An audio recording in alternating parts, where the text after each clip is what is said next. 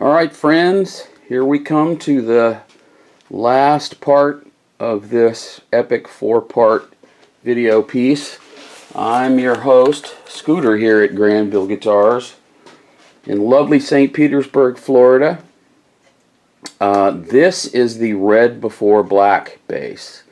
This is the black Alex Webster signature bass, one of the earliest ones.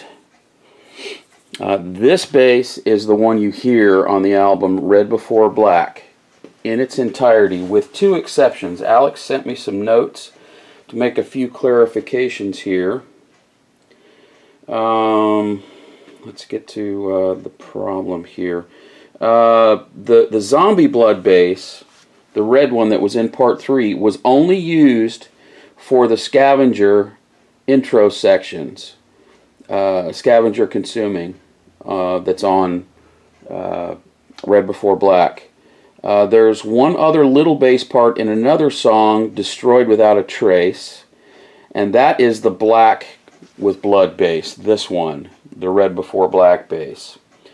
This way fans can check out the difference between the tones of the two basses, although it's not completely fair, as the Scavenger intro sections are on the G sharp string and Destroyed is on the D sharp string.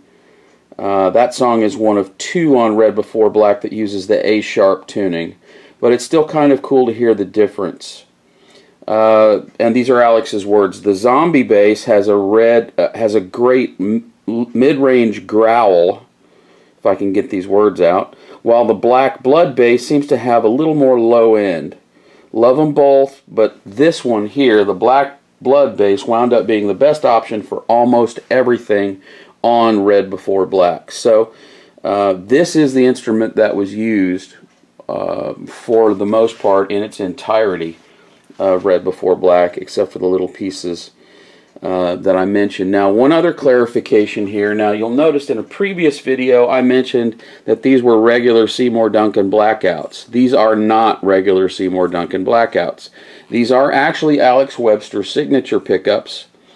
They are prototypes of his signature pickup, and they're exactly the same as the Hammer Smashed bass pickups. They just don't have the red logo, the new red logo. So other than that, they are otherwise identical to the production models.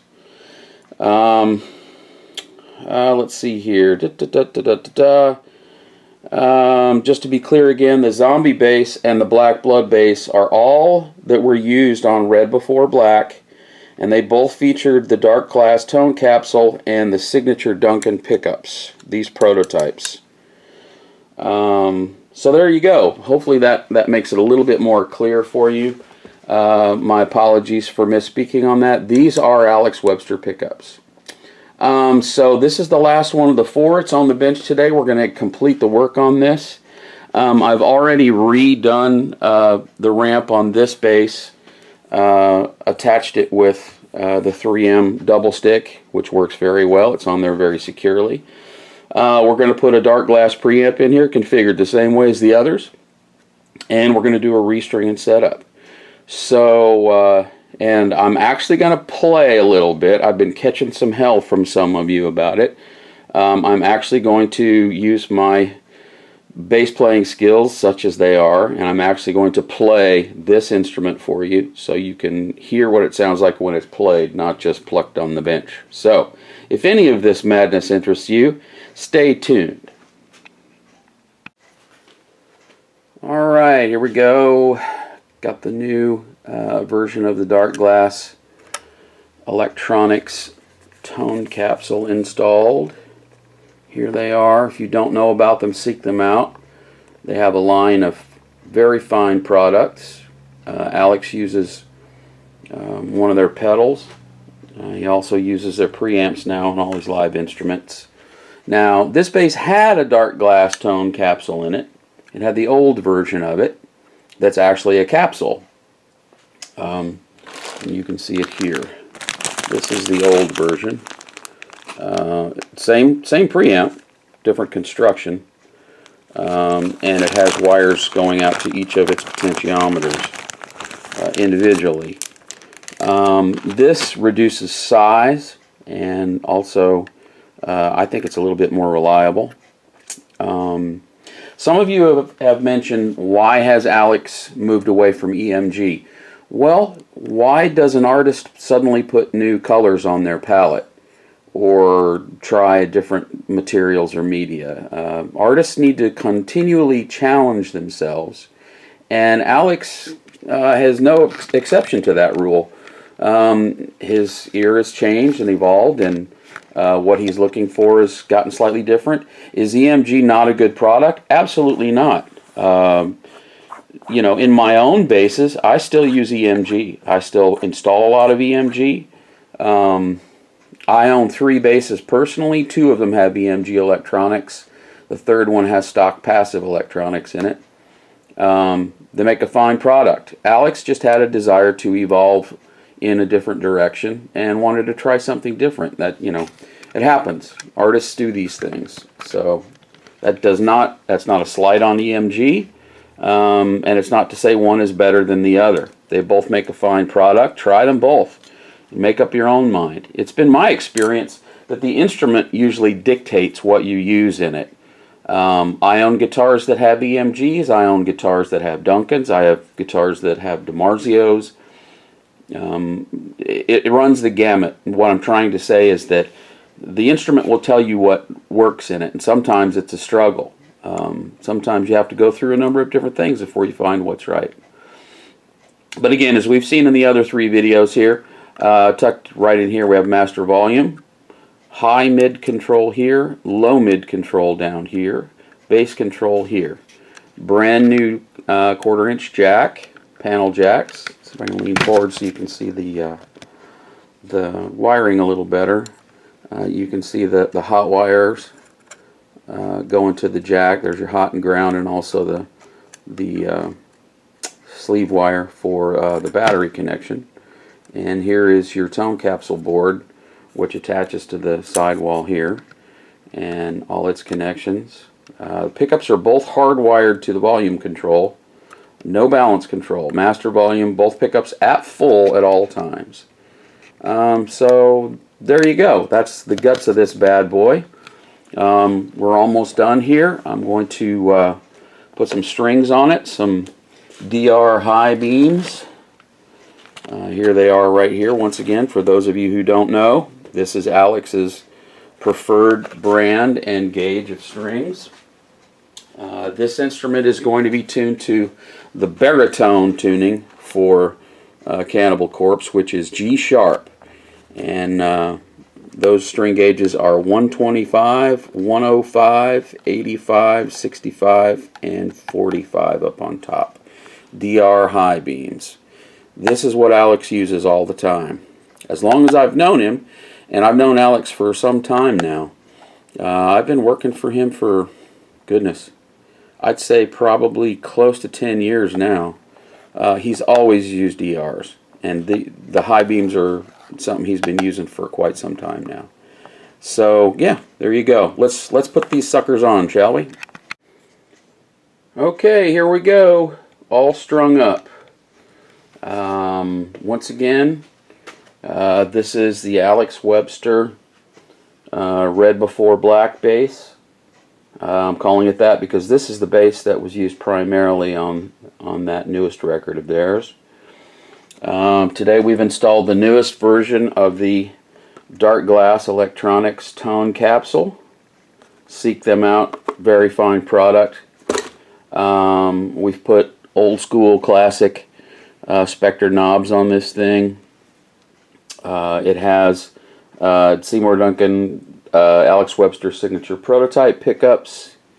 This one is tuned to G sharp for live use. It was used in both tunings when Alex recorded Red Before Black. We just changed back between the 2 tunings, kept the same bass. On the road, this bass is the primary G sharp bass, the lower of the 2 tunings, the baritone tuning. And that tuning is G sharp on the bottom, C sharp, F sharp, B, and E.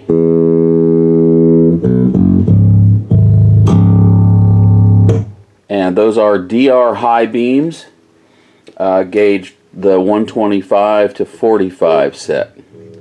So that's pretty much it. That's the final of these 4 basses that we're doing for Alex in order to get ready for their upcoming U.S. tour, which starts November the 1st, I believe, up in the Carolinas somewhere. I know he's coming by on Halloween, and he's going to be picking up his instruments at that point. I'm going to play this thing a little bit for you, see what you think. Alright, once again, hey everybody, this is Alex's Red Before Black bass, and just as a quick review here, we got 4 controls on board: master volume, high mid, boost and cut, low mid, boost and cut, and then bass, boost and cut.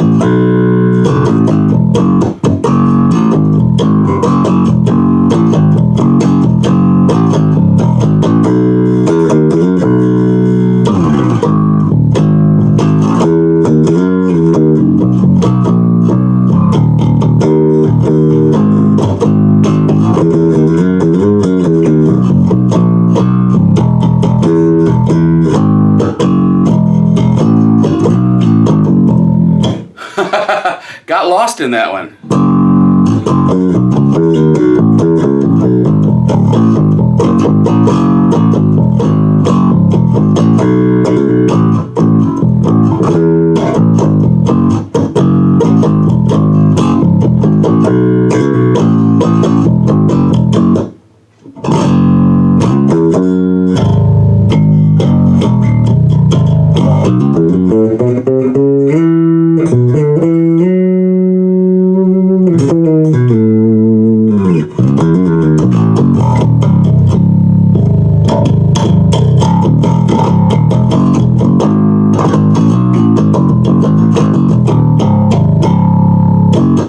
So anyway, there you go. You've heard me play. Some of you have sent messages saying, why don't you play the thing? Well, Alex Webster, I'm not. So rather than embarrass myself, I haven't been playing his basses. But you asked for it, so there it is. These basses are of tremendously high quality. The folks at Spectre just do amazing work. I think one of the highest compliments that I can pay Spectre basses is that nothing sounds like them. Really, truly, nothing else sounds like a Spectre.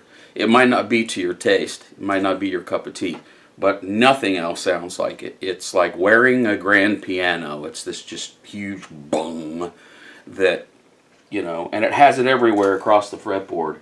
Nice sustain, great playability, very ergonomic. Yeah, what can I say? Spectre. Check them out. That's it. That's the last section of this little video series here. I have a few more bits of Alex Webster related stuff that I'm gonna be posting here in the next few days.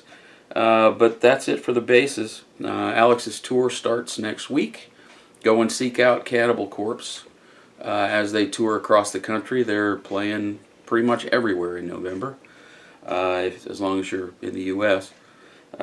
So yeah, this is the last of these videos.